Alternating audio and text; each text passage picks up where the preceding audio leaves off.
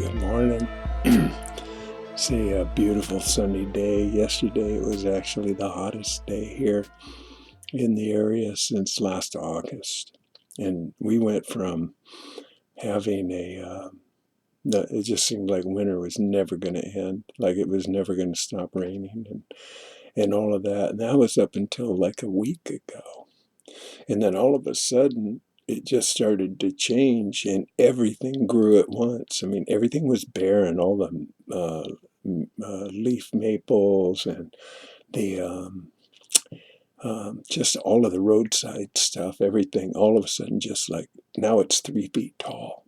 Everything is just like went blam. So I don't know if it has anything to do with it, but over the last couple of days, I had I had some shortness of breath.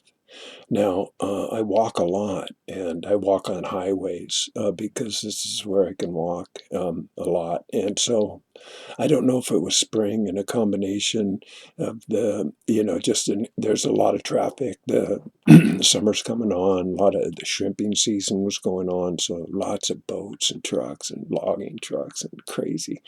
So it could be a culmination because with all my study right now, I've been really looking at what it takes to be a breatharian and what focus on, kind of how to learn to do this. And so breathing is everything. And now I had COPD, and I smoked forever. And so these things have changed. So the point I'm giving you all that backstory is that yesterday, I walked about 12 miles yesterday, and it was the hot day. And when I got home, um, I was just weary. I was just tired, and you know, uh, I know it had nothing to do with my fasting or urine I think it was just climatic changes in a lot of them. And it just kind of hit me. So I was laying in bed and I was struggling breathing and I had this massive headache. So in the past, I would have just grabbed the steroid puffer and taken, some couple of high strength Tylenols or a bunch of aspirin or something else and forget about it. But see, now I know the difference. And I didn't go there. I didn't. What I did instead is just laid there and processed with it for a while. I just focused on it. I focused on my breath and I focused on, my energy and was just looking at how to elevate my energy. So finally I had to pee. So I got up and I peed and I drank that and I went back to bed. Still dealing with the same issues and not sleeping. I was weary, I was tired, but I couldn't sleep. So this went on for hours. And then I had to pee again. So I got up and peed again and drank that. But this time, my breathing improved. Just like that. Within minutes, after my second looping, so to speak, my breathing improved. I was breathing normal. This morning I'm breathing normal. Everything's fine. And when I was doing my body rub this morning, I focused on my face a lot, my head, and mostly rubbing in my temples where the headache was. And it too now has gone. So I'm telling you all this because it is a cure. It turns things around without having to use medication, which is what I would have always done in the past. So to me, that's really good news because I'm thinking about it.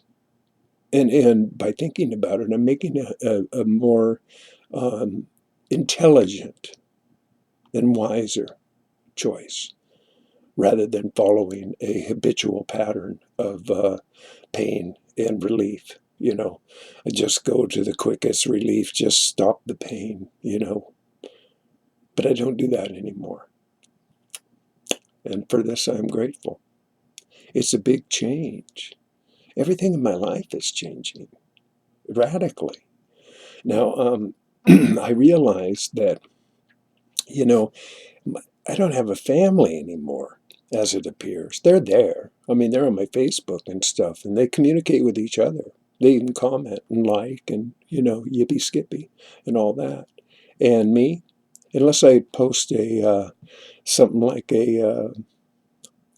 I don't know, a cute kitten or something. Somebody might hit like, yeah, I like that, you post a cute kitten or something, you know what I mean? But nobody wants to know about my urine therapy any more than they wanted to know about my vegan when I was a vegan. It's like I've gone over the line, it appears. Totally appears, even my own sons. And that's a distress to me. It is. I'd have to be lying about other things if I was going to lie about that. But I have a whole new family too. It's really there's a the battle is always within. The jailer and the prisoner are the same person, and that person holds the lock and the key, and that person is me. That's the same for everybody. I'm not exclusive. I'm just one of all. We are the same. We're all different in how we approach everything, but basically we all have the same potential and ability and imagination and creativity. It's all up to us. It's an inside job, So, hey, I just it's just always about stepping up. Instead of playing small, play bigger. Just see, what's next. What is required of me now? And here that I sit in schoolhouse earth, where lessons, all of them, are repeated till learned.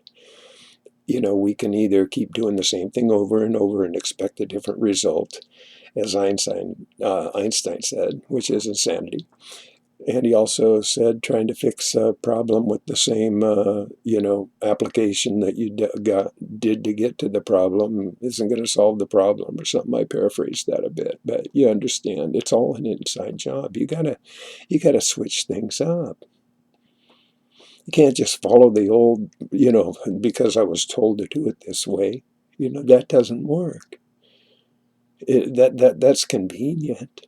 It's kind of a cop-out, from my point of view. But there's a lot of people that are just engineered and designed just to follow the protocol, and that's what they're here for. None of my business. It's not my job. So, anyway, I'm doing everything I know how to be healthy and happy. And that's why I walk a lot. I talk to people. I talk to people on the bus. I talk to the bus drivers and shopkeepers. And people, they know me as the urine guy, and they like it. I mean, they're being educated. Now, whether they choose to do anything with that information is up to them. But they're open-minded at least to listen and show respect.